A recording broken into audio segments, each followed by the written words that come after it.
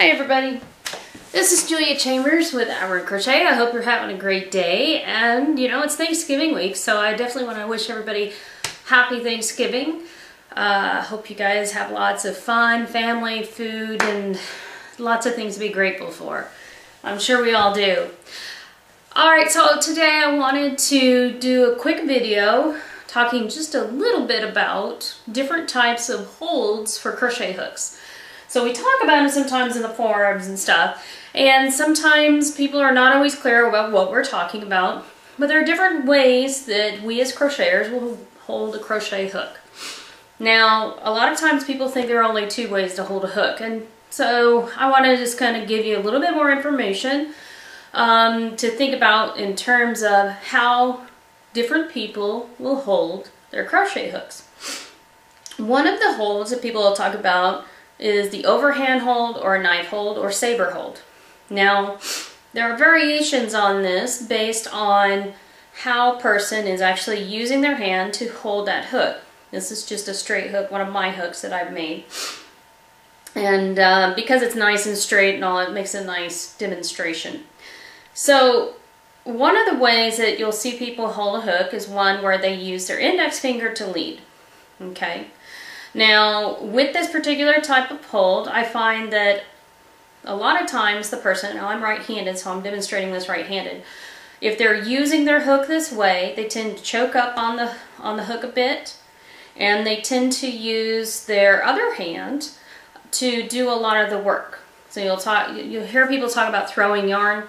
So what they're talking about is instead of using the hook to pull the yarn onto your hook, instead, the person's using their fingers to actually wrap the hook.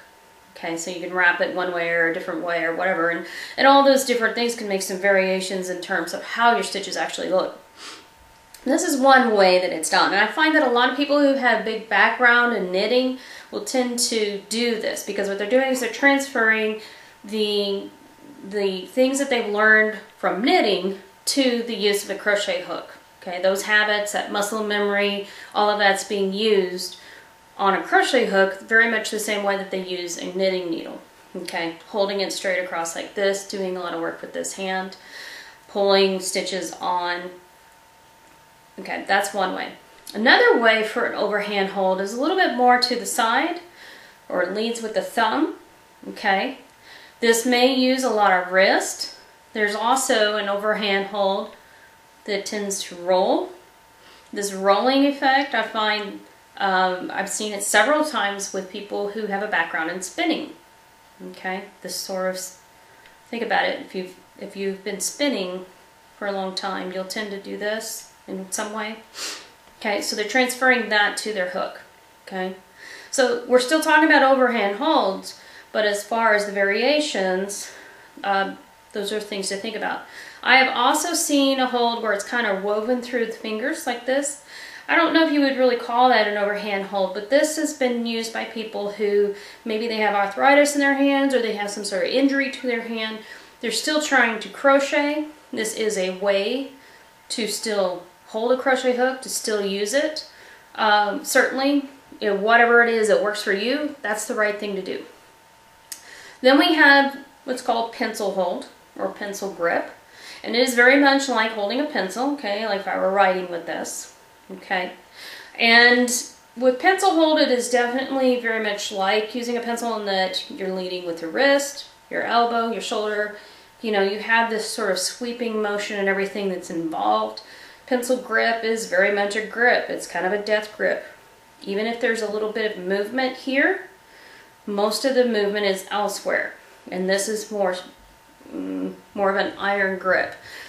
As far as where the fingers are on this, even if it does shift just a little bit, just twist just a little bit, overall the thumb and the index finger stay pretty much on the same position on the hook. You see this with a lot of hooks where they do have the thumb rest or finger rest, as it may be, already carved into the crochet hook or molded, as it were. That this is the type of hold that people have a tendency to use if they're using a pencil grip. Now there's also chopstick hold, and chopstick hold is not the same as a pencil grip. chopstick hold, think of 2 chopsticks, only instead you've got just the 1 hook, okay? I am a chopstick hold crocheter, and now the way it works for me, very much the chopstick hold, it floats on the fingers, okay? When you think about how you have to use chopsticks, you can't iron grip them or they don't work. So it's very much the same sort of thing. When I'm holding my crochet hook while I'm working, I'm floating this hook on these 3 fingers right here, okay? Now, in my case, I do twirl my hook quite a bit. How I use my hook is usually dependent on what I'm doing. Different stitches, I may find that different fingers are more dominant. I think I may use this hold a little bit more because I was a pianist, and I'm used to different fingers having different purposes when I want them to.